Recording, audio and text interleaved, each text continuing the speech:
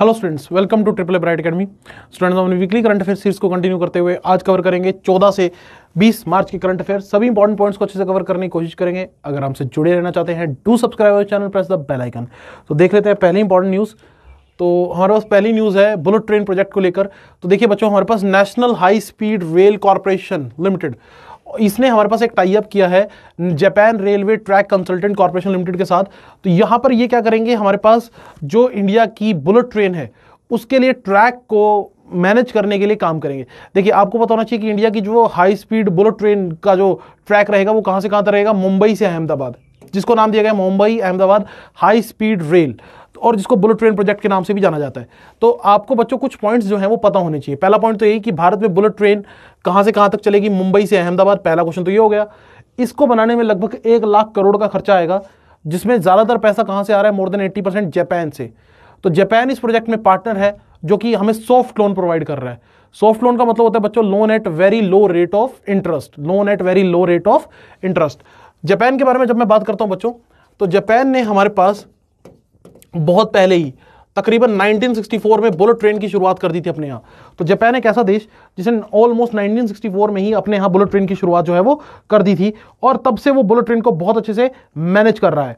और अगर हम बात करें, अभी जापान ने मैगलीव ट्रेन को भी इंट्रोड्यूस कर दिया है। ठीक है, अब याद रखिएगा, हमारे पास जापान ने अभी वर्ल्ड की सबसे फास्टेस्ट ट्रेन जो इंट्रोड्यूस की हैं वो है मैगलीव ट्रेन। अब ये मैगलीव ट्रेन की मैं बात करूं तो याद रखना, पेपर में ऐसा क्वेश्चन भी देखने को मिल सकता है कि मैगलीव ट्रेन्स कौन से प्रिंसिपल पे काम करती हैं। तो याद रखिएगा बच्चों, मैगलीव ट्रेन्स काम करती हैं on the principle of magnetic levitation. जी हाँ, याद रखिएगा, मैग्नेटिक लेविटेशन। आपने सुना होगा लाइक पोल्स जो हैं they repel each other and unlike pole attract each other. तो उस बेसिस पर इलेक्ट्रोमैग्नेट्स का यहाँ पे यूज किया जाता है, और ये ट्रेन्स में फ्रिक्शन कम हो जाता है और बहुत तेजी से ट्रेन रन करती है। तो याद रखिएगा, मैगलीव ट्रेन हमारे पास कौन से प्रिंसिपल पे काम करती है, मैग्नेटिक लेविटेशन प्रिंसिपल पे। चलिए, मेरा क्वेश्चन आप लोगों से ये है, Indian railway integrates helpline number for all kind of system, name that particular number. Indian railway ने अपनी सभी तरह की असिस्टेंस को एक नंबर पे हमारे पास क्या कर दिया है, इंटीग्रेट कर दिया है। आप वो नंबर जरा मुझे जल्दी से कमेंट सेक्शन में कमेंट करके बताइए कौन सा नंबर है।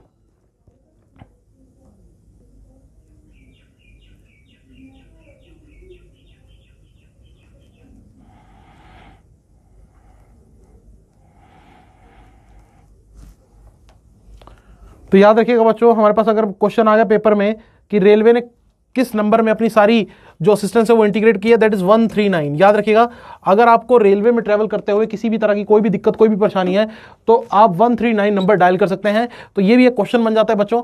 और इंडियन रेलवे के करंट, याद रखिएगा, चेयरमैन और सीईओ कौन है, who is the current chairman and CEO of Indian railways. सो हमारे पास वो है सुनीत शर्मा। जी हाँ, याद रखिएगा, name Sunit Sharma, railway board chairman.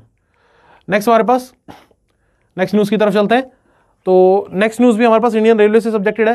3000 horse power cape gauge locomotive for export. Bharat पहली बार 3000 हॉर्स पावर का केप गेज लोकोमोटिव एक्सपोर्ट करने जा रहा है। किसको, मोजाम्बिक को।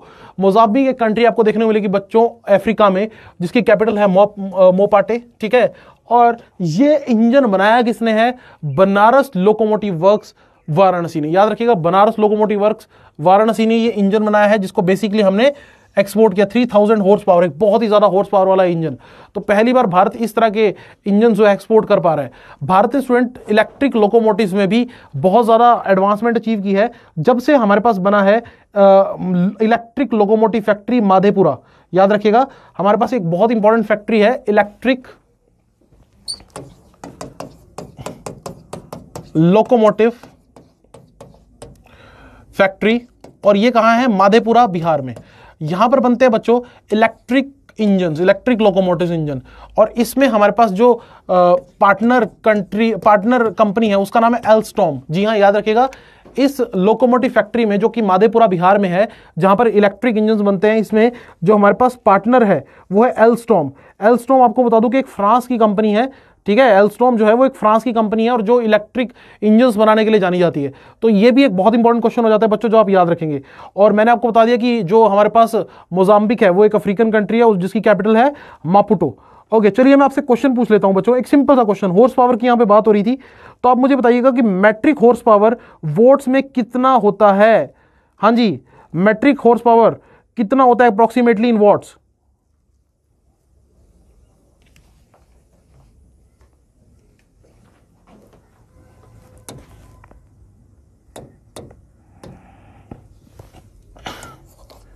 हाँ जी, हॉर्स पावर इन वॉट्स।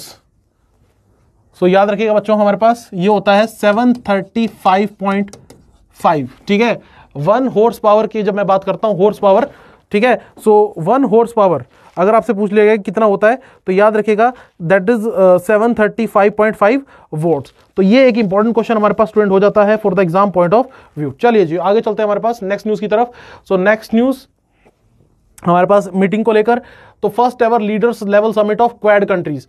देखिए चाइना की पावर को यहां पर कंट्रोल में रखने के लिए, ठीक है, एशिया पैसिफिक में, तो यहां पर 4 कंट्रीज एक साथ आई हैं जिनको क्वाड का नाम दिया गया है।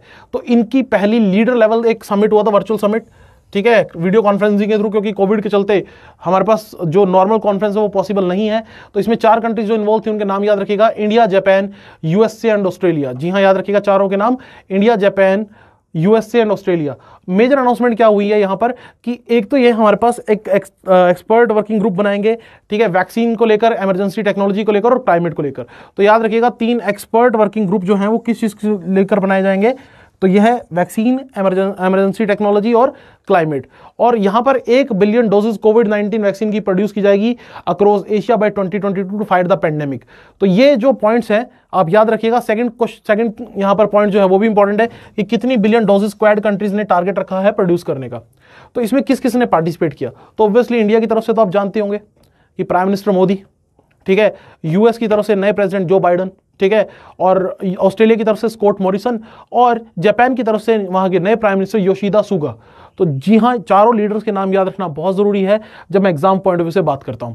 अब ये क्वेश्चन मेरा आप लोगों से ये है कि इन 4 क्वाड कंट्रीज ने अभी रिसेंटली एक हमारे पास नेवल एक्सरसाइज परफॉर्म की थी। आप उस एक्सरसाइज का जरा नाम बता दीजिए जल्दी से कमेंट सेक्शन में कमेंट करके। इन क्वाड कंट्रीज ने जो एक एक्सरसाइज परफॉर्म की थी वो कौन सी एक्सरसाइज थी, जरा जल्दी से कमेंट सेक्शन में कमेंट करके बता दीजिए।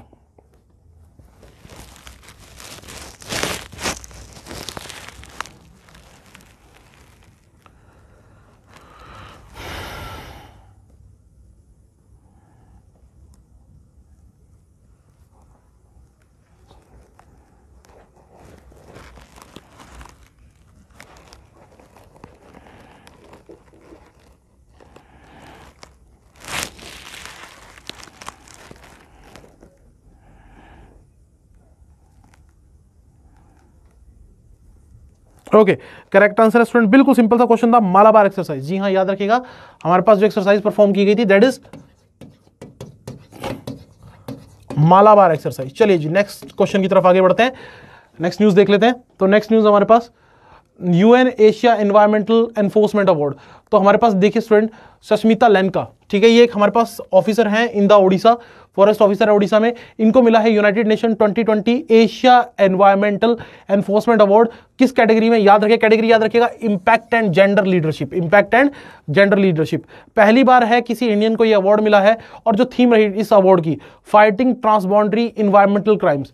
ट्रांसबाउंड्री इन्वायरमेंटल क्राइम्स में जैसे कि टेक द एग्जांपल पेंगोलिन, ये आपको जो पिक्चर में दिखाई दे रहा है ये जो जानवर, जो ये पेंगोलिन है जिसकी सबसे ज्यादा तस्करी की जाती है, सबसे ज्यादा स्मगलिंग जो वर्ल्ड में होती है वो इसी पेंगोलिन की होती है, ठीक है। इसको रोकने में और बाकी जो हमारे पास जानवर जैसे ओलिव रेडली टर्टल्स की हमारे पास स्मगलिंग होती है उस सबको रोकने में हमारे पास इंपॉर्टेंट रोल प्ले किया हमारे पास किसने, हमारी एक फॉरेस्ट ऑफिसर सस्मिता लेनका ने। तो इनका नाम याद रखिएगा, पेपर पॉइंट से क्वेश्चन याद रखिएगा।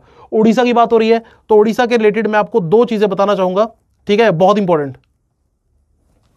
तो यहां पर आपको 2 इंपॉर्टेंट हमारे पास नेशनल पार्क देखने को मिलेंगे। एक है हमारे पास भीतरकनिका, वैसे तो कई सारे नेशनल पार्क हैं लेकिन 2 नेशनल पार्क आपको बताऊंगा जो इंपॉर्टेंट एग्जाम पॉइंट से। भीतरकनिका नेशनल पार्क क्यों इंपॉर्टेंट है बच्चों, यहां पर मिलता है साल्ट वाटर में रहने वाला क्रोकोडाइल।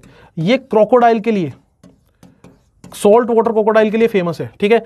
फिर आपको एक और नेशनल पार्क देखने को मिलेगा बहुत इंपॉर्टेंट, दैट इज सिमलीपाल। याद रखिएगा सिमलीपाल नेशनल पार्क, ये भी आपको ओडिशा में देखने को मिलेगा। और सिमलीपाल नेशनल पार्क क्यों फेमस है, यहां पर मिलते हैं student red silkwood trees, red silkwood trees. तो ये इसलिए हमारे पास फेमस है।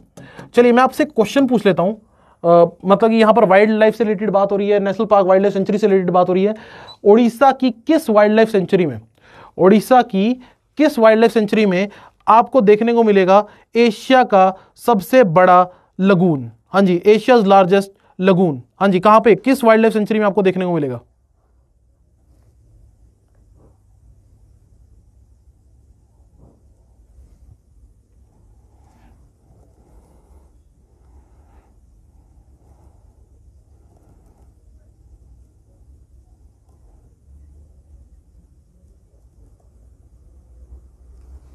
ओके, तो याद रखिएगा स्टूडेंट, हमारे पास ये आपको देखने को मिलेगा चिलिका वाइल्ड लाइफ सेंचुरी में। याद रखिएगा, ये आपको देखने को मिलेगा कहां पर?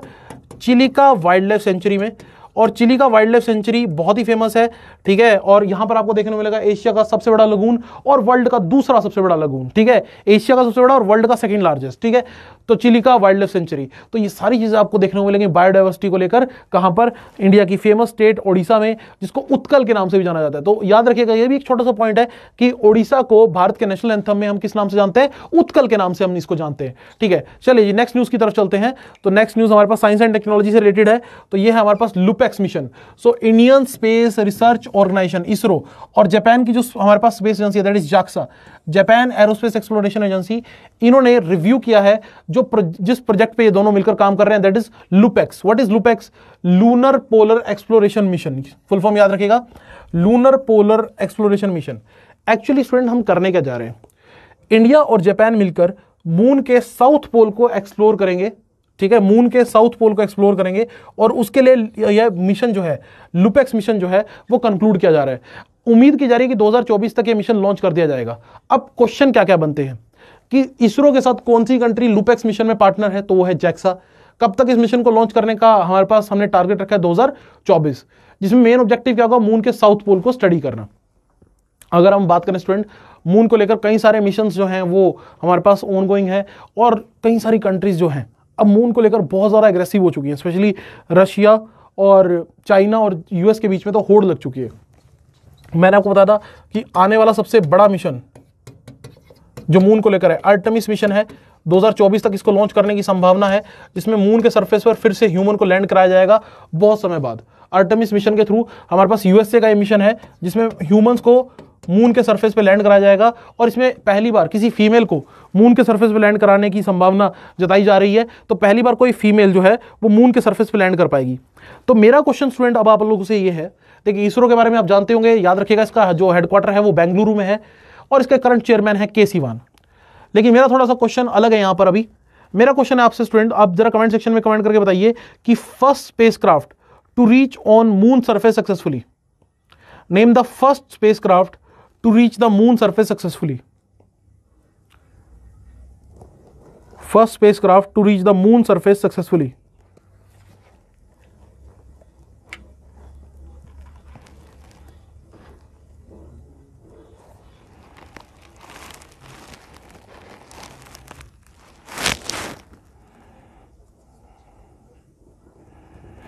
ओके, सो करेक्ट आंसर है बच्चों लूना 2। जी हाँ, हमारे पास पहला ऐसा स्पेसक्राफ्ट जो मून के सरफेस पे सक्सेसफुली पहुंच पाया वो लूना 2, और ये एक सोवियत स्पेसक्राफ्ट था। जी हाँ, यूएसए से नहीं था, सोवियत स्पेसक्राफ्ट था जो मून के सरफेस पे पहली बार सक्सेसफुली लैंड कर पाया। तो ये एक इंपॉर्टेंट क्वेश्चन बन जाता है, क्योंकि मून को लेकर काफी सारा होड़ चल रही है। और आपको ये तो सबको पता ही होगा कि हमारे पास मून के सरफेस पे पहला पर्सन जिसने कदम रखा वो थे नील आर्मस्ट्रांग, और उनके साथ एक और उनके कंपेनियन थे, उनका नाम था बज एल्ड्रिन। तो ये सारे कुछ क्वेश्चंस मून से सब्जेक्टेड। चलिए जी, नेक्स्ट न्यूज की तरफ चलते हैं। तो नेक्स्ट न्यूज है हमारे पास, Olivier Dassault died in helicopter crash. बस सीधा सीधा याद रखिएगा, ये फ्रेंच बिलियनियर थे और फ्रेंच नेशनल असेंबली में मेंबर भी थे, ओलिवर डसॉल्ट, ठीक है। इनकी डेथ हो गई है। तो ये डसॉल्ट ग्रुप से कहीं ना कहीं जुड़े हुए थे, ठीक है। डसॉल्ट ग्रुप फ्रांस का एक बहुत ही फेमस ग्रुप है। आपको पता होगा कि हमारे पास जो हमने रफेल फाइटर प्लेन खरीदे हैं वो हमने डसॉ एविएशन से खरीदे हैं। डसॉल्ट एविएशन हमारे पास फ्रांस की एक प्लेन बनाने वाली कंपनी है जो कहीं ना कहीं इस डसॉल्ट ग्रुप से जुड़ी हुई है। तो इसी वजह से ये थोड़ी सी न्यूज़ इंपॉर्टेंट हो जाती है। इसमें कोई इनडायरेक्ट क्वेश्चन के चांसेस तो स्टूडेंट कम ही हैं। बस आप इतना याद रखिएगा कि हमारे पास जो ओलिवर डसॉल्ट है वो कौन सी कंट्री से रिलेटेड थे। सो ही इज फ्रेंच बिलियनियर और जिनके अभी हेलीकॉप्टर क्रैश में डेथ हो गई है। बस इतना याद रख लेंगे, that is more than sufficient. और आपको मैं फिर से रिकॉल करा दूं कि इंडिया ने 36 हमारे पास फाइटर प्लेन खरीदे हैं रफेल, और उनको बनाने का काम करता है डसॉल्ट एविएशन। मैं फिर से रिकॉल करा रहा हूं आपको, डसॉ एविएशन, ठीक है। चलिए जी, नेक्स्ट हमारे पास India first centralised AC terminal. तो इंडिया अपने रेलवे स्टेशन को अपग्रेड कर रहा है। तो उसी कड़ी में आपको देखने को मिलेगा कि हमारे पास sir M Visvesvaraya terminal, sir M Visvesvaraya terminal Bharat का पहला सेंट्रलाइज्ड एयर कंडीशन टर्मिनल बना है, जो कि कहां पे है, बेंगलुरु कर्नाटक में, और बहुत ही जल्द ऑपरेशनल होने जा रहा है। यहां पर आपको देखने को मिलेगा बिल्कुल एयरपोर्ट जैसी फैसिलिटी। जी हां, यहां पर आपको जो फैसिलिटीज देखने को मिलेंगी वो एयरपोर्ट के लेवल की ही होंगी, और बिल्कुल एयरपोर्ट के मॉडल पर ही, कहीं ना कहीं एयरपोर्ट के मॉडल पर ही इसको जो है वो प्रिपेयर किया गया है। चलिए जी, अगर मैं बात करूं यहां पर, इसका जो नाम वो बहुत इंपॉर्टेंट है, ठीक है, इसका जो नाम है वो बहुत इंपॉर्टेंट है, वो मैं आपको बता देता हूं। सर एम विश्वेश्वरैया, ठीक है, ये भारत के एक जाने माने इंजीनियर थे, और इन्हीं के नाम पर बच्चों हम 15 सितंबर को हर साल ऑब्जर्व करते हैं नेशनल इंजीनियर्स डे। याद रखिएगा, भारत में नेशनल इंजीनियर्स डे जो है वो हमारे पास ऑब्जर्व किया जाता है in the memory of sir M Visvesvaraya, जिनको 1955 में भारत रत्न मिला था। भारत का सर्वोच्च नागरिक सम्मान 1955 में भारत रत्न इनको मिला था, ठीक है। तो उन्हीं के नाम पर यहां पर बेंगलुरु कर्नाटक में ये जो है रेलवे स्टेशन डेवलप किया गया है, एसी टर्मिनल बेसिकली। ओके, अगर मैं बात करूं, ये मैसूर हमारे पास जो स्टेट थी उसमें स्टूडेंट दीवान का काम किया करते थे, और इनका जो सबसे बड़ा कंट्रीब्यूशन मैसूर स्टेट में रहा वो कृष्ण राज सागर डैम बनाने का रहा।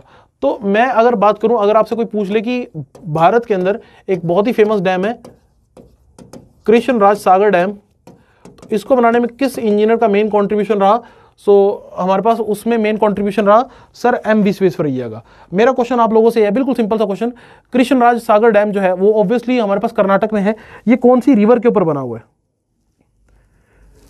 कृष्ण राज सागर डैम जो है वो कौन सी रिवर के ऊपर बना हुआ है? जल्दी से कमेंट सेक्शन में स्टूडेंट कमेंट करके बताइए, कृष्ण राज सागर डैम कौन सी रिवर के ऊपर बना हुआ है?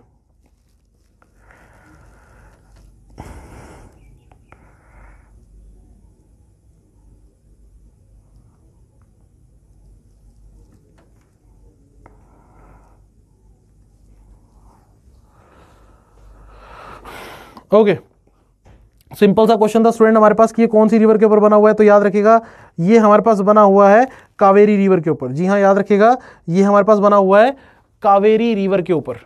सिंपल सा क्वेश्चन, ठीक है। सो कावेरी रिवर, डू रिमेंबर। चलिए नेक्स्ट हमारे पास, नेक्स्ट उसकी तरफ चलते हैं। हमारे पास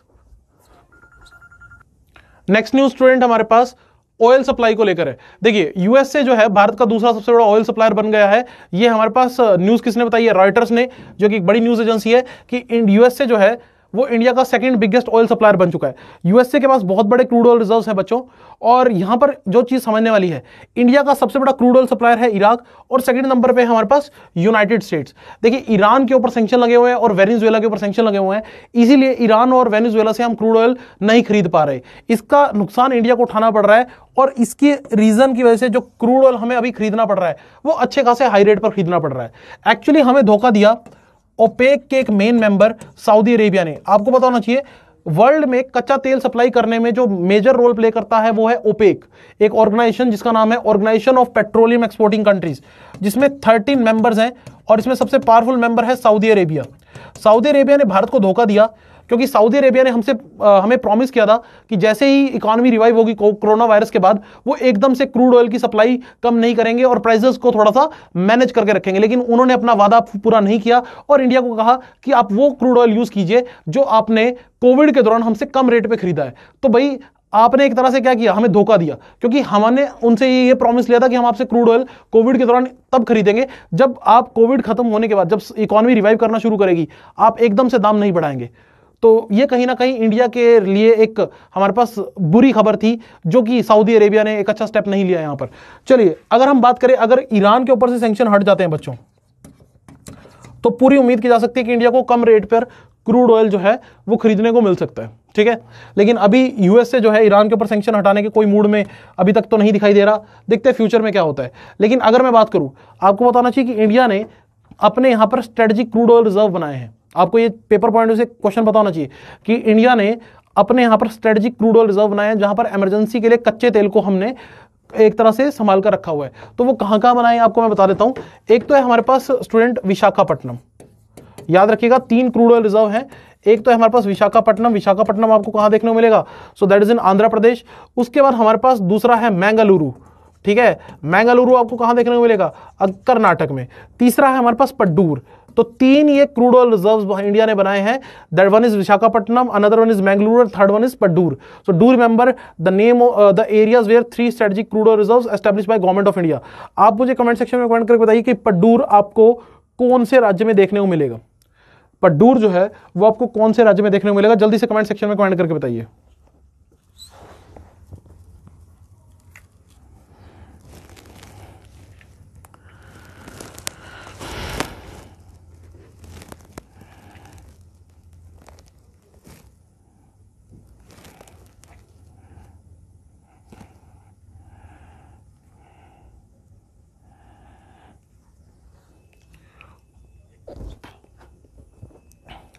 ओके तो मेरा सिंपल सा क्वेश्चन था बच्चों कि पड्डूर जो है वो आपको कहां देखने को मिलेगा? सो पड्डूर आपको देखने को मिलेगा स्टूडेंट कर्नाटक में। जी हाँ, पड्डूर भी हमारे पास कर्नाटक में है। तो यानी कि 2 कर्नाटक के हमारे पास स्ट्रेटेजिक ऑयल रिजर्व हैं और एक है हमारे पास आंध्र प्रदेश में। ठीक है, so Padur is also in Karnataka. Government ने यह भी कहा है कि आने वाले फ्यूचर में हम चांदीखोल ओडिशा में और पड्डूर कर्नाटक में एक और फैसिलिटी हम आगे और डेवलप करने का प्लान कर सकते हैं। चलिए जी, अब हम नेक्स्ट न्यूज की तरफ चलते हैं। नेक्स्ट न्यूज हमारे पास फॉरेन एक्सचेंज से रिलेटेड है। चलिए जी, तो इंडिया का एक अच्छी खबर, इंडिया का जो फॉरेक्स रिजर्व है वो रशिया से भी ज्यादा हो गया है। तो इंडिया का आरबीआई ने डाटा रिलीज किया कि इंडिया फॉरेक्स रिजर्व जो है वो वर्ल्ड का चौथा सबसे बड़ा फॉरेक्स रिजर्व बन गया है। देखिए, एक तो पहला क्वेश्चन कि इंडिया में फॉरेक्स रिजर्व को मैनेज कौन करता है? आरबीआई। पहले तो आप ये क्वेश्चन याद रखेंगे, फॉरेक्स रिजर्व को इंडिया में मैनेज कौन करता है? आरबीआई। और इंडिया से बड़ा फॉरेक्स रिजर्व कौन कौन सी कंट्री का? तो सबसे पहले no doubt China first number पे है, सेकंड नंबर पे है जापान और थर्ड पे है स्विट्जरलैंड। ठीक है, तो पहली 3 टॉप 3 कंट्रीज आप याद रखिएगा। इंडिया का फॉरेक्स रिजर्व यहां पर पहुंच चुका है अराउंड 580 बिलियन यूएस डॉलर। ठीक है, 580 बिलियन यूएस डॉलर। ठीक है, तो ये अपने आप में एक इंपॉर्टेंट न्यूज है। अगर आपको एग्जाम पॉइंट ऑफ व्यू से हम बात करें तो फॉरेक्स रिजर्व अगर आपके पास अच्छा खासा है तो एक अच्छी खबर होती है देश के लिए, क्योंकि देश के पास हमेशा कोई भी चीज खरीदने के लिए पैसा अवेलेबल रहता है, चाहे वो डिफेंस के इक्विपमेंट हो, चाहे हमें कोई भी इमरजेंसी में चीज प्रोक्योर करनी हो, तो वो पैसा हमेशा हमारे पास अवेलेबल रहता है। तो एक अच्छी खबर रहती है कि अगर आपका फॉरेक्स रिजर्व एक अच्छा खासे लेवल पे हो तो। फॉरेक्स रिजर्व में बच्चों क्या क्या आता है, तो ये भी आपको एक इंपॉर्टेंट चीज पता होनी चाहिए कि जब हम बात करते हैं फॉरेक्स रिजर्व की तो उसमें हम क्या क्या इंक्लूड करते हैं। फॉरेन करेंसी एसेट, गोल्ड और स्पेशल ड्राइंग राइट्स। ठीक है, मैं लिख देता हूं, यहां पर आप याद रखिएगा फॉरेक्स रिजर्व में क्या क्या चीजें ऐड की जाती हैं। फॉरेन करेंसी, सरल शब्दों में बात करता हूं मैं, एक तो है foreign currency.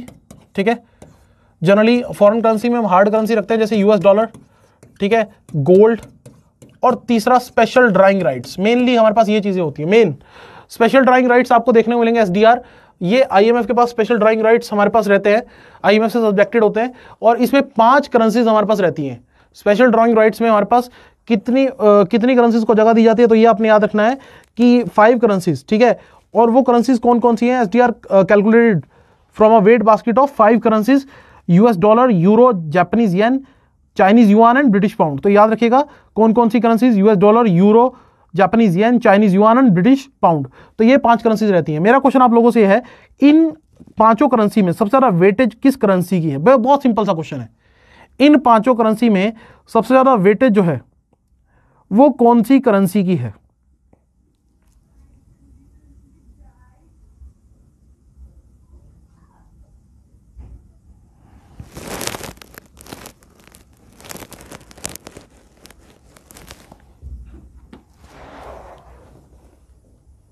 Okay, correct answer है student US dollar. Correct answer है student US dollar. Special drawing rights में सबसे ज्यादा वेटेज रहती है यूएस डॉलर की।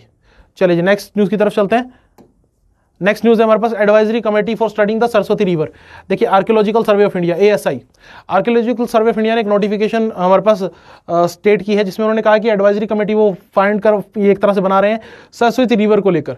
ठीक है, तो स्टडी ऑफ सरस्वती रिवर यहाँ पे की जाएगी, जिसको हमारे पास घग्गर हरका रिवर भी कहा जाता है एक तरह से। देखिए, सरस्वती रिवर की जब मैं बात करता हूँ तो ऋग्वेद में जो सबसे हमारे पास सेक्रेड रिवर मानी जाती है, ऋग्वेद के अंदर सबसे सेक्रेड रिवर वो हमारे पास सरस्वती रिवर है, जिसको गॉडेस की तरह एक तरह से पूजा जाता है। इवन जो लेटर टेक्स्ट है हमारे पास, तांड्या और जमनिया ब्राह्मण्स, वो भी बात करते हैं कि महाभारत टाइम में भी कि सरस्वती रिवर हमारे पास डेजर्ट में ड्राई हुआ करती थी, लेकिन आज की डेट में आपको सरस्वती रिवर कहीं भी दिखाई नहीं देती। तो हमारे पास अभी इसको फिर से रिवाइव करने का प्लान चल रहा है। हमारे पास कई बार बात होती है कि सरस्वती रिवर को रिवाइव किया जाए। ऐसा कहा जाता था कि हमारे पास जो प्रयागराज है, प्रयागराज उत्तर प्रदेश, वहां पर गंगा, यमुना और सरस्वती तीनों नदियों का संगम हुआ करता था। यह भी कहा जाता है कि गंगा, यमुना, सरस्वती तीनों नदियों का संगम हमारे पास कहां हुआ करता था? At do remember at Prayagraj, जो आज की डेट में उत्तर प्रदेश में, जिसे पहले इलाहाबाद के नाम से जाना जाता था। अभी इस रिवर को रिवाइव करने के लिए, सरस्वती रिवर को रिवाइव करने के लिए सोम सरस्वती बैराज बनाने की बात की जा रही है। याद रखिएगा, रिवाइव करने के लिए सोम सरस्वती बैराज बनाने की बात चल रही है कि सोम सरस्वती बैराज बनाया जाएगा और इस रिवर को फिर से रिवाइव किया जाएगा। मेरा क्वेश्चन आप लोगों से है कि कौन सी स्टेट सोम सरस्वती बैराज बनाने के लिए काम कर रही है? किस स्टेट में बनाया जाएगा सोम सरस्वती बैराज? जल्दी से कमेंट सेक्शन में कमेंट करके बता दीजिए।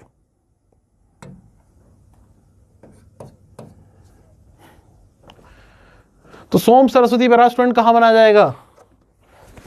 सो सिंपल सा क्वेश्चन है स्टूडेंट, हमारे पास याद रखिएगा सोम सरस्वती बैराज बनाया जाएगा, हाँ जी, हरियाणा में। हरियाणा गवर्नमेंट इसको रिवाइव करने के लिए काम कर रही है और बहुत तेजी से काम चल रहा है कि इस रिवर को जल्दी से रिवाइव किया जा सके। ठीक है, तो चलिए जी अगली न्यूज की तरफ चलते हैं।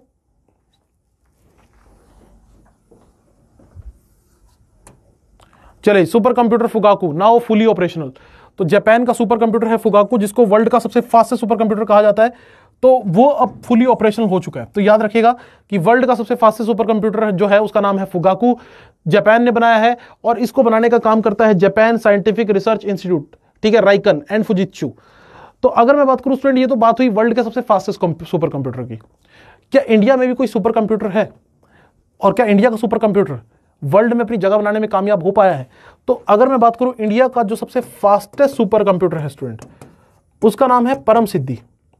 जी हाँ, याद रखिएगा, इंडिया का जो फास्टेस्ट सुपर कंप्यूटर है उसका नाम है परम सिद्धि, जिसको बनाने का काम करता है सीडेक। याद रखिएगा, इसको बनाने का काम कौन करता है? CDAC, centre for development in and advance computing. ठीक है, तो याद रखिएगा स्टूडेंट, हमारे पास ये सीडेक नाम की जो संस्था है वो इस हमारे पास परम सिद्धि कंप्यूटर को बनाने के लिए रिस्पॉन्सिबल मानी जाती है। मेरा आप लोगों से स्टूडेंट क्वेश्चन ये है कि हमारे पास आप मुझे कमेंट सेक्शन में कमेंट करके बताइए कि परम सिद्धि का रैंक कितना रहा था टॉप 500 कंप्यूटर में। मैंने थोड़ा सा यहाँ पर सीडेक के स्पेलिंग में ठीक कर देता हूँ। परम सिद्धि का रैंक कितना रहा था in world top 500 super computer? World top 500 super computer में हमारे पास परम सिद्धि का रैंक कितना रहा था इन द लास्ट रैंकिंग? जल्दी से कमेंट सेक्शन में कमेंट करके बताइए कि जो लास्ट रैंकिंग आई थी उसमें परम सिद्धि का रैंक कितना रहा था।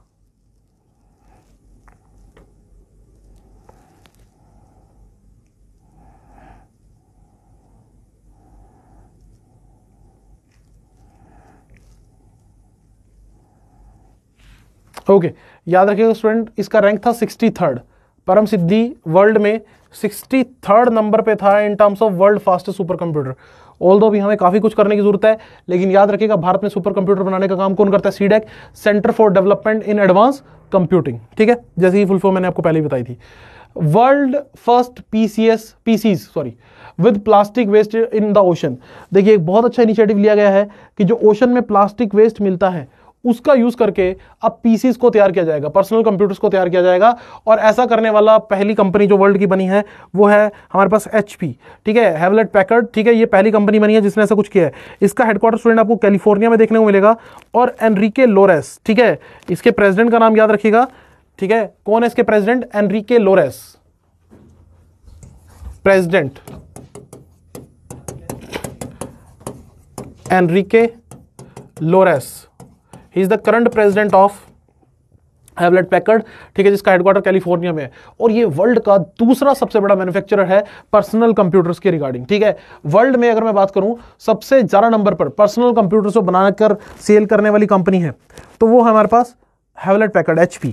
आप मुझे कमेंट सेक्शन में कमेंट करके बताइए स्टूडेंट, मल्टीनेशनल टेक्नोलॉजी कंपनी जो कि नंबर 1 है हमारे पास in terms of world largest personal super computer vendor. हाँ जी, name the company, world largest super computer, largest personal computer vendor, world largest personal computer vendor.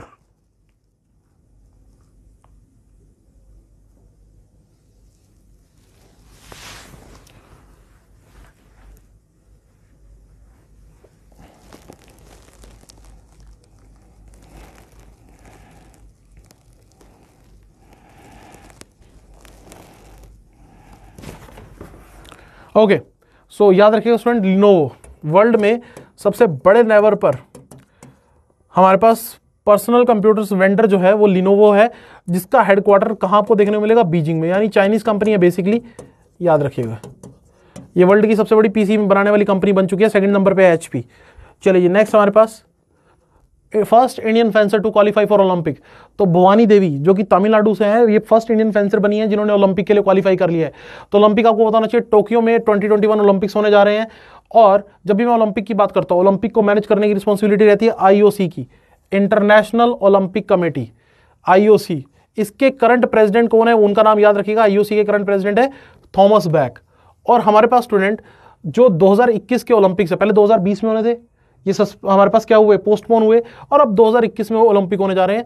और यहां पर याद रखिएगा मस्कट क्या है, मैरिटोवा, ठीक है। सो मैरिटोवा मस्कट है 2021 के टोक्यो ओलंपिक्स का। बहुत इंपॉर्टेंट क्वेश्चन हमारे पास हो जाता है। और हमारी एक जो फेंसर हैं भवानी देवी जी, तो उन्होंने क्वालिफाई कर लिया है ओलंपिक के लिए, पहली बार किसी इंडियन फेंसर ने क्वालिफाई किया है। इसके अलावा हमारे पास शरद कमल, ठीक है, ए शरद कमल, इन्होंने टेबल टेनिस में क्वालिफाई किया है हमारे पास फॉर द टोक्यो ओलंपिक्स। तो टोक्यो ओलंपिक्स में काफी सारे इंडियन प्लेयर्स क्वालिफाई कर चुके हैं। तो ये कुछ पॉइंट्स है जो बच्चों एग्जाम पॉइंट से आपने याद रखने हैं। अब मैं आपसे क्वेश्चन पूछ लेता हूं, ओलंपिक की अगर मैं बात करूं तो समर ओलंपिक 4 साल बाद होते हैं, विंटर ओलंपिक्स तो 2022 में होने हैं। कहां पर, बीजिंग में। 2022 में विंटर ओलंपिक्स होंगे बीजिंग में। लेकिन मेरा क्वेश्चन आप लोगों से यह है कि 2024 में जो समर ओलंपिक्स होने हैं, ठीक है, वो कहां पर होंगे। जल्दी से कमेंट सेक्शन में कमेंट करके बताइए कि 2024 के जो समर ओलंपिक्स हैं वो हमारे पास कहां पर प्रपोज्ड हैं, कहां पर होना तय है।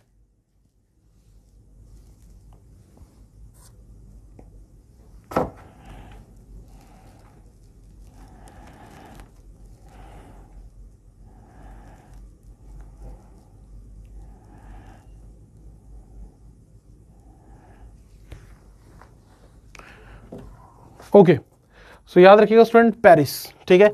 2024 के जो ओलंपिक्स हैं वो हमारे पास पेरिस फ्रांस में होना तय है। तो ये अच्छा क्वेश्चन बन जाता है एग्जाम पॉइंट ऑफ व्यू से, याद रखिएगा।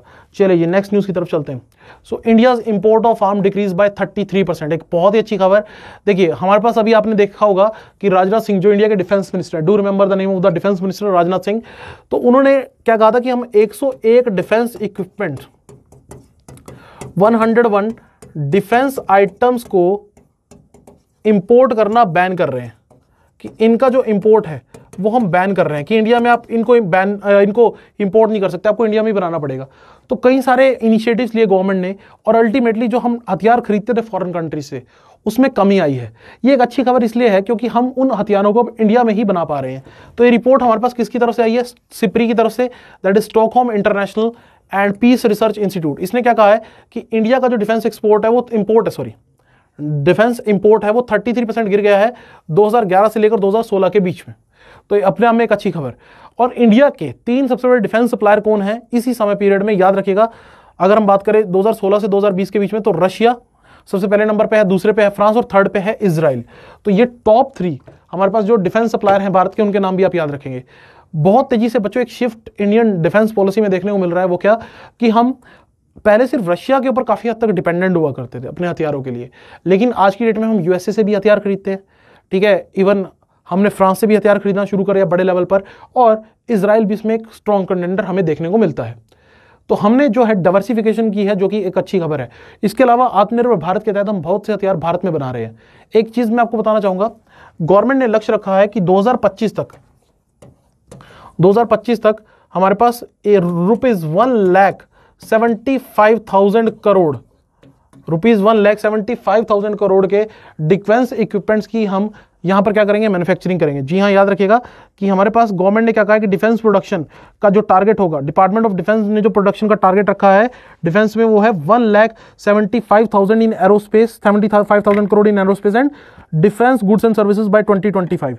2025 तक हमने लक्ष्य रखा है कि इतनी डिफेंस की प्रोडक्शन हमने करनी ही करनी है, और ताकि हम एक्सपोर्ट भी कर सकें, ठीक है, ताकि हम एक्सपोर्ट को भी बढ़ावा दे सकें। इन शॉर्ट अगर आप कहें तो 1.75 ट्रिलियन, ठीक है, डिफेंस इक्विपमेंट की प्रोडक्शन जो हमने करनी है 2025 तक, that is of rupees 1.75 trillion rupees. चलिए, मेरा क्वेश्चन आप लोगों से स्टूडेंट ये है कि इसमें हमारे पास डोमेस्टिक प्रोक्योरमेंट अब गवर्नमेंट करेगी। डोमेस्टिक प्रोक्योरमेंट का मतलब इंडिया में बने हुए हथियार खरीदेगी। तो कितने % इंडिया में बने हुए हथियार खरीदने का लक्ष्य गवर्नमेंट ने रखा है 2025 तक? मैं क्वेश्चन फिर से रिपीट कर देता हूं। The share of domestic procurement in overall defence procurement is about how much %? The share of domestic procurement in overall defence procurement is how much % by 2025? Government ने कितना लक्ष्य रखा है? जल्दी से कमेंट सेक्शन में कमेंट करके बताइए।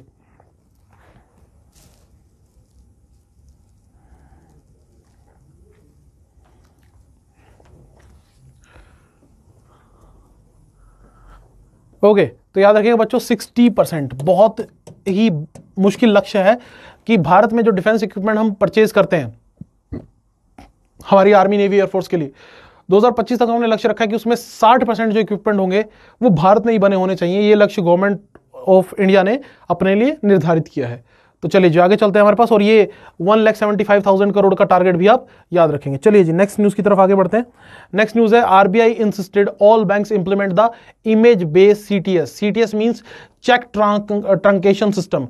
तो एक image based cheque truncation system जो है वो लागू करने का आरबीआई यहां पर डिमांड कर रहा है। RBI reserve bank of India जो बैंकिंग सेक्टर को कंट्रोल करता है, भारत में सारे के सारे बैंक जो हैं आरबीआई के कंट्रोल में हैं, और इसके करंट गवर्नर है शक्तिकांत दास। इसका हेडक्वार्टर आपको मुंबई में देखने को मिलेगा। बहुत बार हम क्लास में इसको लेकर बात कर चुके हैं।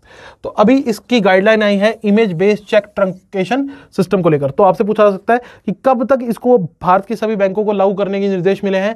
दैट इज बाय 30 सितंबर 2021। अगर आप किसी भी बैंकिंग सेक्टर का एग्जाम देने जा रहे हैं तो ये न्यूज आपके लिए बहुत ज्यादा इंपॉर्टेंट है।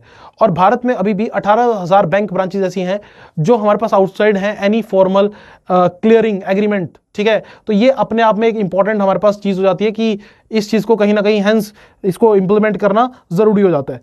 अगर मैं बात करूं स्टूडेंट चेक्स की, तो आप मुझे कमेंट सेक्शन में स्टूडेंट कमेंट करके बताइए कि चेक्स को कौन से एक्ट के थ्रू डिफाइन किया जाता है?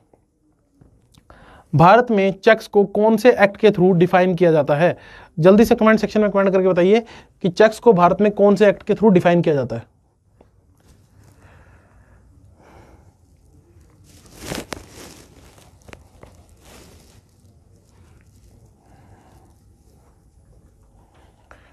ओके बच्चों, चेक्स को डिफाइन किया जाता है अंडर नेगोशिएबल इंस्ट्रूमेंट एक्ट। ठीक है, याद रखिएगा, चेक्स को डिफाइन किया जाता है अंडर नेगोशिएबल इंस्ट्रूमेंट एक्ट। ठीक है, और अगर मैं चेक के ऊपर फ्यूचर की कोई डेट डाल दूं तो वो हमारे पास क्या होगी, क्या हो जाएगा? एक पोस्ट डेटेड चेक। ठीक है, वो क्या हो जाएगा? एक पोस्ट डेटेड चेक। तो ये भी याद रखना। और जब हम चेक के ऊपर दो ऐसे लाइन ड्रॉ कर देते हैं तो इसको हम क्या बोलते हैं? क्रॉसिंग। और अगर ये दो लाइनें इस तरह से ड्रॉ हैं तो ये जो चेक है वो कैश के रूप में नहीं लिया जाता, इसको क्रॉस चेक बोलते हैं। ये चेक जो है आप अपने अकाउंट में ही पैसा इसका ट्रांसफर कर सकते हैं। सो नेगोशिएबल इंस्ट्रूमेंट एक्ट आया था हमारे पास 1881 में, अंग्रेजों के टाइम पीरियड में, और यही एक्ट है जो हमारे पास नेगोशिएबल इंस्ट्रूमेंट को डिफाइन करता है, और इसी में ही चेक को डिफाइन किया गया है। तो याद रखना, negotiable instrument 1881 defines the cheque and other negotiable instruments in India. Next news student, 63rd annual Grammy awards. तो 63वें एनुअल ग्रैमी अवार्ड्स जो हैं वो दिए गए हैं, और यहां पर देखिएगा कि टेलर स्विफ्ट को, ठीक है, बेस्ट एल्बम के लिए अवार्ड मिला है। उनकी एल्बम का नाम था फोल्कलोर। ठीक है, याद रखिएगा। और अमेरिकन पॉप स्टार बिली इंग्लिश ओकोनाल, ठीक है, इनको यहां पर बेस्ट सॉन्ग के लिए अवार्ड मिला है। ठीक है, best record song everything I wanted. और बियोंसे ने रिकॉर्ड बनाया student most ever Grammy wins का। तो याद रखिएगा किसने रिकॉर्ड बनाया है कि सबसे ज्यादा ग्रैमी अवार्ड जिसने जीते हैं वो है बियोंसे। तो ये जो ग्रैमी अवार्ड्स होते हैं स्टूडेंट, म्यूजिक से रिलेटेड अवार्ड होते हैं, पहले तो आप ये याद रखिएगा। और म्यूजिक इंडस्ट्री में सबसे हाईएस्ट लेवल के जो अवार्ड्स वो ग्रैमी को ही कंसिडर किया जाता है। ठीक है, तो अगर ये अवार्ड दिए गए हैं तो आपको ये एटलीस्ट ये 3 जो नाम है जो आपको आपकी स्क्रीन पर अभी दिखाई दे रहे हैं, ये याद रखने हैं। एग्जाम में सीधा सीधा इनको लेकर क्वेश्चन पूछा जा सकता है। चलिए जी, आगे चलते हैं नेक्स्ट न्यूज की तरफ। Medical care at Kumbh Mela. तो स्टूडेंट अभी कुंभ मेला लगने जा रहा है, और ये गवर्नमेंट के लिए सिरदर्दी बनता जा रहा है, क्योंकि कोविड के पेशेंट जो है वो घट नहीं रहे हैं। कोविड जो सेकंड वेव है वो फिर से भारत में आती हुई दिखाई दे रही है। तो इस समय कुंभ मेला को कैसे मैनेज किया जाएगा, ये भी अपने आप में एक बहुत बड़ी चुनौती बनने जा रहा है, क्योंकि 1 अप्रैल से कुंभ मेला शुरू होने जा रहा है। कहां पर इस बार? हरिद्वार उत्तराखंड में। जी हाँ, हरिद्वार उत्तराखंड में। तो कुंभ मेले की जब मैं बात करूं तो कुंभ मेला बच्चों, वैसे जो हमारे पास महाकुंभ मेला, कुंभ मेला मतलब कि कुंभ मेला तो 4 जगहों पे लगता है, लेकिन जो महाकुंभ मेला है वो 12 साल बाद सेलिब्रेट किया जाता है? महाकुंभ मेला। ये कुंभ मेला है, महाकुंभ नहीं है, क्योंकि महाकुंभ 12 साल के बाद लगता है। और अल्टरनेटिवली 4 जगहों पे कुंभ मेला लगता है, एक बार प्रयागराज में, फिर अगली बार हरिद्वार, फिर नासिक, फिर उज्जैन। तो इन 4 जगहों पर हमारे पास जो कुंभ मेला है वो देखने को मिलता है। तो प्रयागराज अभी थोड़ी देर पहले हम बात भी कर रहे थे, जहां पर गंगा, यमुना और सरस्वती तीनों का संगम ऐसा कहा जाता था कि होता था हमारे पास, ठीक है। तो अब मेरा क्वेश्चन आप लोगों से यह है कि उज्जैन में भी, बहुत से बच्चों को ये पता नहीं होता कि उज्जैन में भी हमारे पास क्या लगता है, कुंभ मेला लगता है। तो मेरा क्वेश्चन आप लोगों से है कि उज्जैन कौन सी नदी के किनारे स्थित है? उज्जैन शहर कौन सी नदी के किनारे स्थित है जहां पर कुंभ मेला लगता है? जल्दी से कमेंट सेक्शन में कमेंट करके बताइए।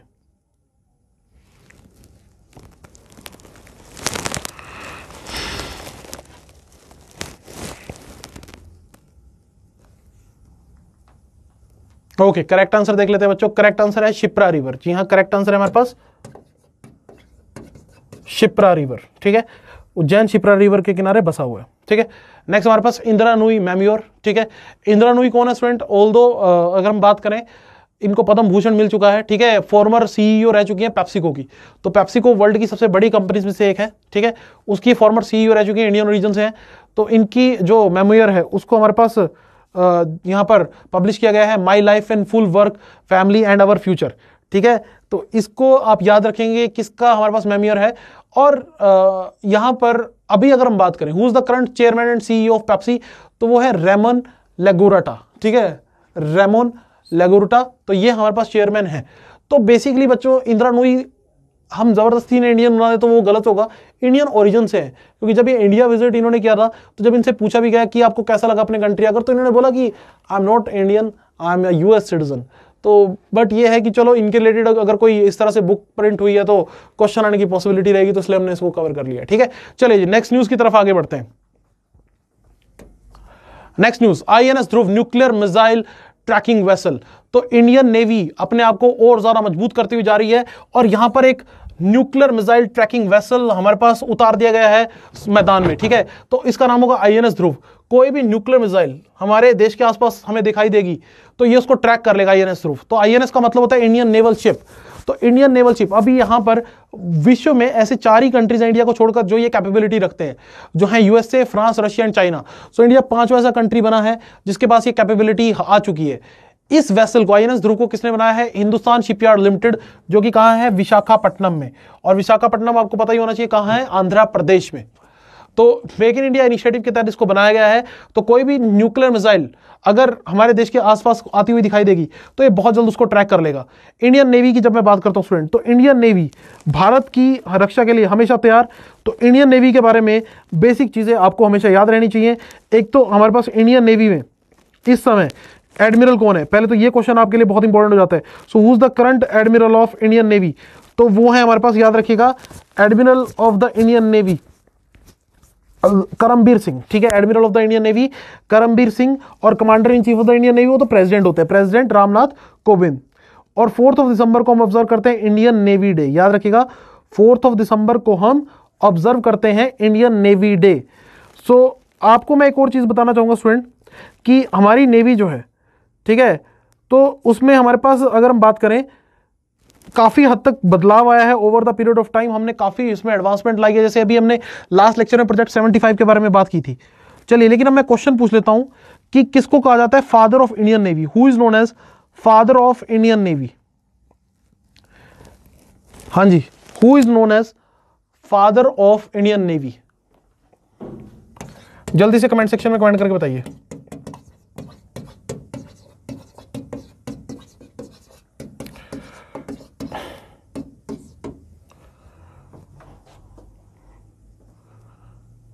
ओके, करेक्ट आंसर देख लेते हैं। करेक्ट आंसर है बच्चों शिवाजी महाराज। अब आप कहेंगे कि शिवाजी को इंडियन नेवी का फादर क्यों कंसिडर किया जाता है? देखिए, भारत में नेवी की शुरुआत ना शिवाजी महाराज जी ने कराई थी। कैसे? इनको पता चला कि पुर्तगाली भारत आए और उनके पास एडवांस लेवल के शिप्स हैं, तो उन्होंने पुर्तगालियों को मना लिया कि वो अपने कुछ कारीगरों को भारत भेजें और वो क्या करें कि वो भारत में शिप बनाएं उनके लिए।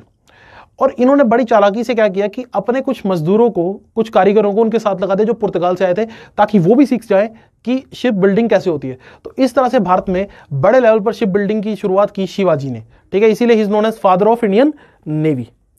नेक्स्ट हमारे पास Indian railway connect two ends of arch over Chenab bridge.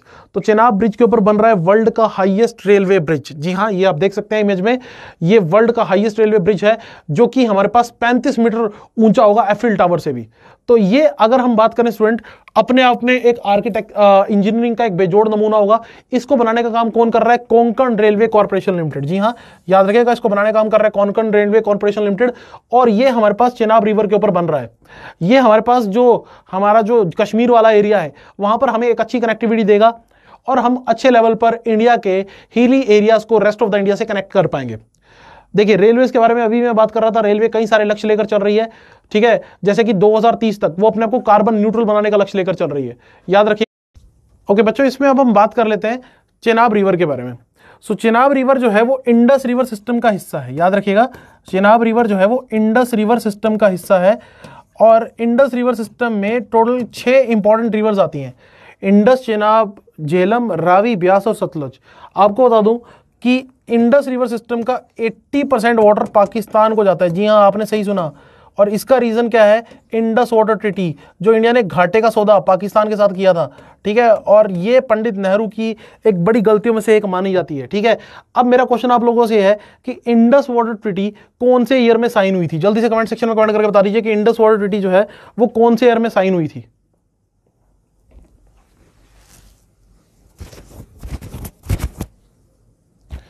Okay, याद रखिएगा बच्चों, इंडस वाटर ट्रीटी साइन हुई थी 1960 में। इंडस वाटर ट्रीटी कब साइन हुई थी? 1960। चलिए जी, नेक्स्ट न्यूज की तरफ चलते हैं।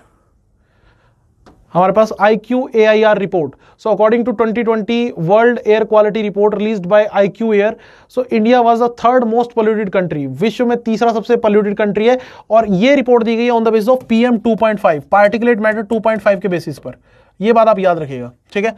सो यहां पर दिल्ली को वर्ल्ड की सबसे मोस्ट पोल्यूटेड सिटी डिक्लेयर किया, capital city Delhi, most polluted capital city. लेकिन अगर आपसे सिटी पूछ लिया गया तो आपने याद रखना है वर्ल्ड की सबसे polluted city Houghton of China है। तो क्वेश्चंस को पेपर में जरा ध्यान से सुनिएगा। और इंडिया में सबसे पोल्यूटेड सिटी कैपिटल को अगर छोड़ दे तो वो गाजियाबाद उत्तर प्रदेश है। तो ये जो क्वेश्चन है बच्चों, ये ध्यान से पढ़िएगा, पेपर पॉइंट ऑफ व्यू से इंपॉर्टेंट हो जाते हैं। समझने की कोशिश कीजिएगा कि यहां से क्या क्वेश्चन आपसे पूछा जा सकता है, ठीक है। तो याद रखिएगा कि कैपिटल PM 2.5 के केस में सबसे ज्यादा पोल्यूटेड सिटी जो हमारे पास कंसीडर की जा रही है वो कौन सी सिटी है? वो है हमारे पास होटन सिटी ऑफ चाइना। और इंडिया में गाजियाबाद, ठीक है, इंडिया में गाजियाबाद। चलिए जी, अगर आगे चलते हैं हम नेक्स्ट न्यूज की तरफ बात करते हैं।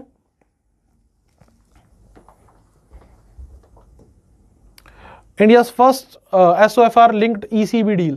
तो बच्चों, हमारे पास स्टेट बैंक ऑफ इंडिया ने और इंडियन ऑयल कॉर्पोरेशन लिमिटेड ने एक हमारे पास SOFR बेस्ड डील की है, that is secured overnight financing rate.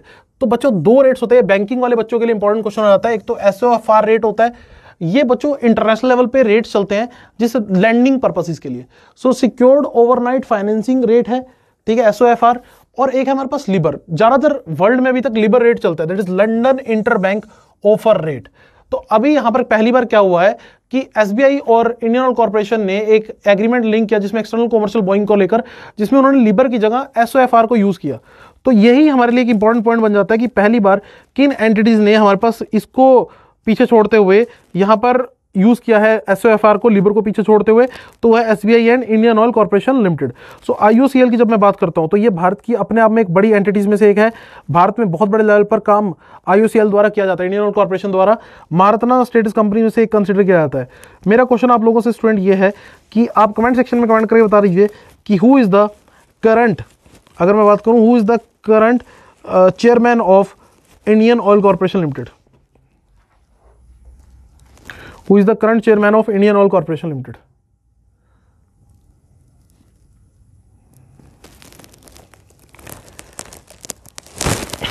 Correct answer है बच्चों SM वैद्य।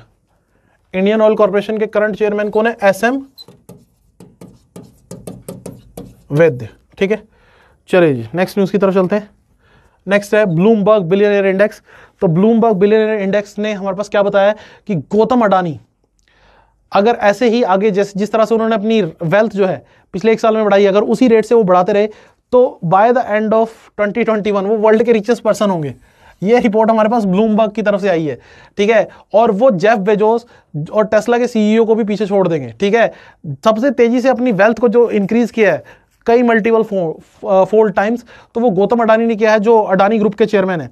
अडानी ग्रुप बहुत तरह के काम करता है, स्पेशली पोर्ट से रिलेटेड बिजनेसेस इनके हैं।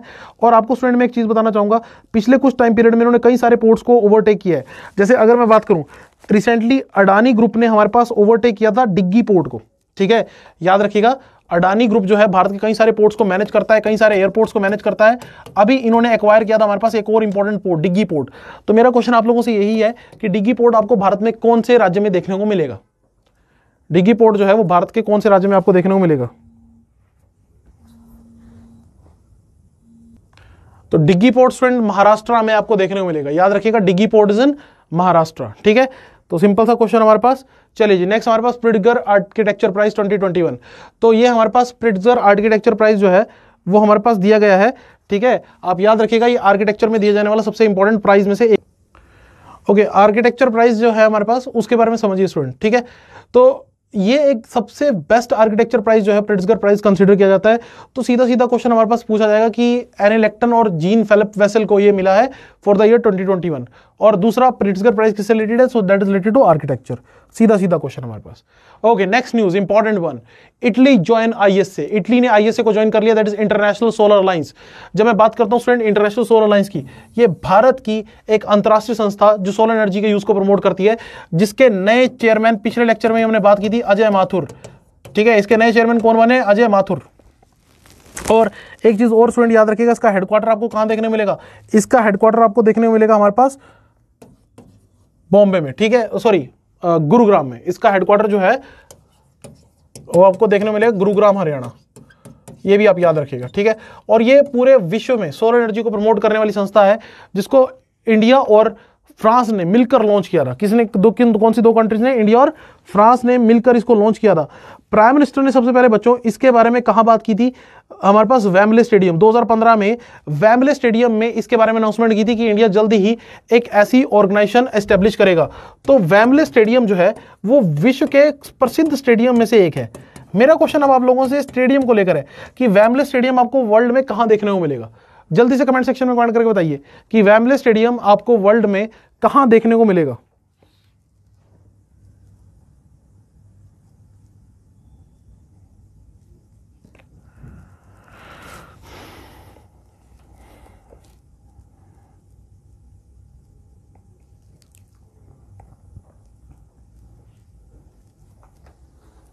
ओके, वेम्बले स्टेडियम बच्चों आपको देखने को मिलेगा यूके में, यूनाइटेड किंगडम में, ठीक है।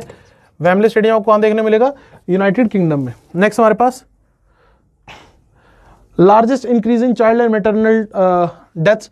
तो डब्ल्यूएचओ और यूनाइटेड नेशन एफपीए की तरफ से एक रिपोर्ट आई, पॉपुलेशन फंड की तरफ से, कि हमारे पास जो डायरेक्ट और इनडायरेक्ट इफेक्ट्स है कोविड-19 पैंडेमिक के, उसको लेकर साउथ एशिया में, तो भारत ने सबसे ज्यादा डेथ जो यहां पर है वो रिकॉर्ड की है in case of infants and the maternal deaths. तो यहां पर आप देखिएगा कि कोविड की वजह से वो जो डेथ है, प्रॉपर मेडिकल फैसिलिटी ना मिलने की वजह से वो over the period of time और भी ज्यादा बढ़ गई हैं। तो स्टूडेंट बच्चों, इसमें ये जो पॉइंट्स हैं वो आपने सीधे सीधे याद रखने हैं कि भारत में हमारे पास कितनी डेथ यहाँ पे बढ़ी है। तो परसेंटेज आप एक बार इसमें देख लीजिएगा। और इंडिया टॉप क्या है, जो कि अच्छी खबर नहीं है, मैटरनल मोर्टेलिटी में और चाइल्ड मोर्टेलिटी रेट में, ठीक है, just because of Covid. Okay, next news important, new chairman of stop TB partnership board. तो वर्ल्ड में, पूरे वर्ल्ड में टीबी को रोकने के लिए कैंपेन चल रही है, स्टॉप टीबी पार्टनरशिप बोर्ड। और उसके चेयरमैन किसको अपॉइंट किया गया? डॉक्टर हर्षवर्धन को। डॉक्टर हर्षवर्धन भारत के हेल्थ मिनिस्टर, आपको पता ही होगा। और टीबी की जब मैं बात करता हूं स्टूडेंट, तो टीबी बैक्टीरिया से होने वाली डिजीज है। याद रखिएगा, माइकोबैक्टीरियम नाम का एक बैक्टीरिया होता है, माइकोबैक्टीरियम नाम का एक बैक्टीरिया, जो कि इंपैक्ट किसको करता है? लंग्स को। किसको इंपैक्ट करता है? हमारे पास लंग्स को इंपैक्ट करता है। डू रिमेंबर दैट, ठीक है। और यहां पर इंडिया का ऑब्जेक्टिव क्या है कि टीबी को पूरे इंडिया से एरेडिकेट करना, ठीक है। टीबी को पूरे इंडिया से एरेडिकेट करना, कब तक? 2025 तक। तो याद रखिएगा 2025 तक टीबी को एरेडिकेट करना है, ये हमारा लक्ष्य है, ठीक है। और अगर ये हो पाया तो एक बहुत ही बड़ी अचीवमेंट होगी, लेकिन करना भी काफी मुश्किल लग रहा है।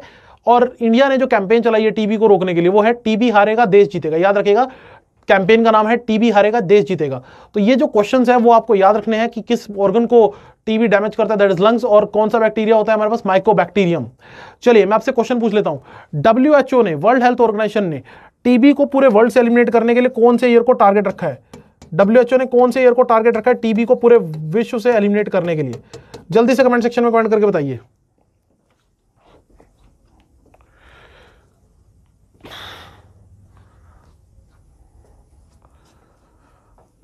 ओके, करेक्ट आंसर है बच्चों 2030, करेक्ट आंसर है 2030।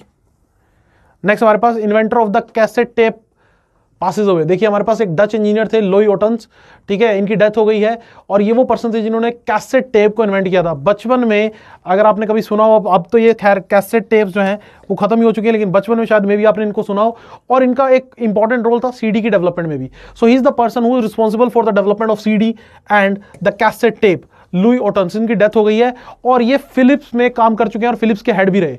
तो फिलिप्स के अंदर काम करने वाले ये एक इंपॉर्टेंट इंप्लॉय थे जिन्होंने फिलिप्स कंपनी को नई ऊंचाइयों पे पहुंचा दिया, और आज की डेट में फिलिप्स वर्ल्ड में एक जाना माना नाम है। तो मेरा क्वेश्चन बच्चों आप लोगों से वही है कि आप अगर बता सकते हो तो मुझे कमेंट सेक्शन में कमेंट करके बताइए कि फिलिप्स कंपनी का हेडक्वार्टर आपको कहां देखने को मिलेगा? फिलिप्स कंपनी का हेडक्वार्टर आपको कहां देखने को मिलेगा? सो बच्चों फिलिप्स कंपनी का हेडक्वार्टर आपको देखने मिलेगा एम्स्टरडैम में, ठीक है, याद रखिएगा। फिलिप्स कंपनी का जो हेडक्वार्टर है वो आपको देखने को मिलेगा एम्स्टरडैम, और Amsterdam is one of the famous city जो कि कहां पे है? नीदरलैंड में। जी हाँ, याद रखिएगा एम्स्टरडैम नीदरलैंड, ठीक है। तो ये अपने आप में एक इंपॉर्टेंट कंपनी है पूरी कंट्री के लिए, और ये एक बहुत ही फेमस कंपनी भी है थ्रू आउट द वर्ल्ड। चलिए आगे चलते हैं। Passage in the Persian gulf, तो इंडिया और बहरीन ने हमारे पास मिलकर एक्सरसाइज कंडक्ट की, पैसेज एक्सरसाइज पर्शियन गल्फ में, और ये सब किसके अंडर हुआ? ऑपरेशन संकल्प। बच्चों ऑपरेशन संकल्प बहुत इंपॉर्टेंट है जब आप एग्जाम पॉइंट ऑफ व्यू से बात करते हैं। ऑपरेशन संकल्प क्या है कि इंडियन जो मर्चेंट शिप्स हैं उनकी सेफ्टी बनी रहे, कहां पर? स्ट्रेट ऑफ हॉर्मूज में। अब ये स्ट्रेट ऑफ हॉर्मूज कहां है? ये देखिए, ये वो एरिया है, यहां पर आपको दिखाई दे रहा होगा, यहां पर कतर है, ये यहां पर बहरीन है, ये यूनाइटेड अरब एमिरेट्स, ये कुवैत है, ये ईरान है। वर्ल्ड का 1/3 ऑफ द ऑयल यहां से होकर गुजरता है स्ट्रेट ऑफ हॉर्मूज से। तो यहां पर इंडियन मर्चेंट शिप्स की सेफ्टी बनी रहे, तो इसलिए इंडिया ने एक एग्रीमेंट किया हुआ है ऑपरेशन संकल्प के नाम से इन कंट्रीज के साथ जो हमारे पास स्ट्रेट ऑफ हॉर्मूज के आसपास है। याद रखिएगा स्ट्रेट ऑफ हॉर्मूज किसको इसको कनेक्ट करता है? पर्शियन गल्फ को गल्फ ऑफ ओमान से। याद रखिएगा स्ट्रेट ऑफ हॉर्मूज किसको कनेक्ट करता है? पर्शियन गल्फ को गल्फ ऑफ ओमान से। ये भी क्वेश्चन आपको देखने को मिल सकता है। चलिए आपसे एक सिंपल सा क्वेश्चन पूछ लेता हूं, गल्फ ऑफ ओमान को और किस नाम से जाना जाता है? हाँ जी, gulf of Oman also known as,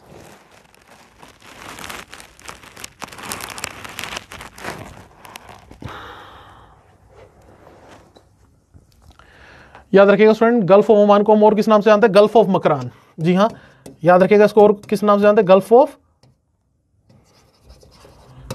of Makran, इस नाम से भी हमारे पास गल्फ ऑफ ओमान को जाना जाता है। ठीक है, चलिए आगे। वर्ल्ड मोस्ट डेंजरस रोड, तो यहां पर एक रिपोर्ट आई है बच्चों वर्ल्ड मोस्ट डेंजरस रोड की, तो इसमें टॉप कंट्री जो रही वो साउथ अफ्रीका। इंडिया का रैंक इसमें 4th रहा। याद रखिएगा इंडिया का रैंक क्या रहा? 4th। ठीक है, वर्ल्ड मोस्ट डेंजरस रोड में। और सबसे सेफेस्ट रोड कौन सी कंट्री कंसीडर की गई है? वर्ल्ड में सबसे सेफेस्ट रोड कंसीडर की गई है नॉर्वे की। डेंजरस रोड में बच्चों 2nd और 3rd पोजीशन आपको देखने को मिलेंगी थाईलैंड की और यूनाइटेड स्टेट्स ऑफ अमेरिका की। तो यूएस में लोग हमारे पास काफी हद तक केयरलेस होकर गाड़ी चलाते हैं, तो इसी वजह से वहां की रोड जो है वो 3rd नंबर सबसे डेंजरस रोड कंसीडर की गई है। Okay, world largest floating solar farm, तो बच्चों सिंगापुर बनाने जा रहा है वर्ल्ड का लार्जेस्ट सोलर फ्लोटिंग फार्म, जो कि कहां बनाने जा रहा है? जौहर स्टेट में। अब बच्चों आपसे पेपर में यह भी आ सकता है कि जौहर स्टेट अभी न्यूज में था, ये कहां पर है? तो जौहर स्टेट हमारे पास वो स्टेट है जो सेपरेट करता है सिंगापुर को मलेशिया से। याद रखिएगा सिंगापुर और मलेशिया के बीच में जो स्टेट आपको दिखाई देता है वो है हमारे पास जौहर स्टेट, और यहां पर बनाया जाएगा सबसे बड़ा फ्लोटिंग सोलर फार्म। और सिंगापुर जो है वो वर्ल्ड का सबसे बड़ा हमारे पास बच्चों कार्बन डाइऑक्साइड एमिटर है पर कैपिटा में, जब हम प्रति व्यक्ति पर उत्सर्जन की बात करते हैं। इंडिया ने भी बात की थी कि इंडिया एक बहुत बड़ा सोलर प्लांट लगाएगा जिसमें 600 मेगावाट हमारे पास एनर्जी प्रोड्यूस होगी। कहां पर? ओमकारेश्वर डैम में। याद रखिएगा बच्चों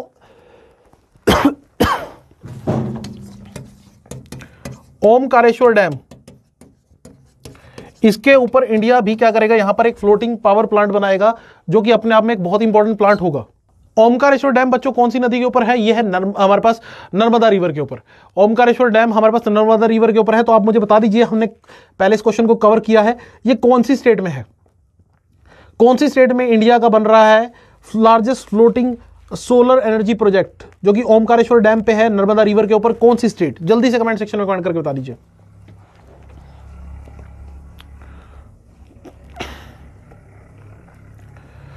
ओके, तो बच्चों स्टेट यहां पर जो रहेगी, स्टेट रहेगी हमारे पास मध्य प्रदेश, स्टेट रहेगी एमपी, मध्य प्रदेश।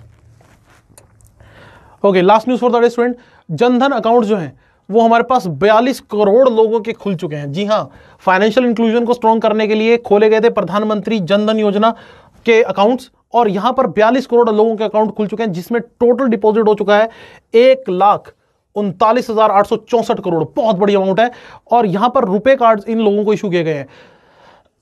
देखिए स्टूडेंट, ये जो अकाउंट्स है ये हेल्प करते हैं डायरेक्टली हमारे पास डीबीटी में। एक वर्ड याद रखिएगा स्टूडेंट, एक फुल फॉर्म याद रखिएगा, डीबीटी, डायरेक्ट बेनिफिट ट्रांसफर। जब सरकार पैसा डायरेक्टली आपके खातों में पहुंचाती है तो उसके लिए हम वर्ड यूज करते हैं DBT, direct benefit transfer. Covid के दौरान लोगों की हेल्प करने के लिए या प्रधानमंत्री की अलग अलग योजनाओं को लिए ये बहुत इंपॉर्टेंट रहता है। तो डीबीटी काफी बेनिफिशियल, हमारे पास डीबीटी को काफी एफिशिएंट बनाया गया प्रधानमंत्री जनधन योजना के तहत। तो याद रखिएगा, अब तक जनधन योजना में कितने अकाउंट खुल चुके हैं? 42 करोड़। तो ये थे स्टूडेंट लास्ट वीक के इंपॉर्टेंट करंट अफेयर्स। आशा करता हूं आपको सब अच्छे समझ आया होगा। हमसे जुड़े रहिए, do subscribe our channel. Thank you, have a nice day.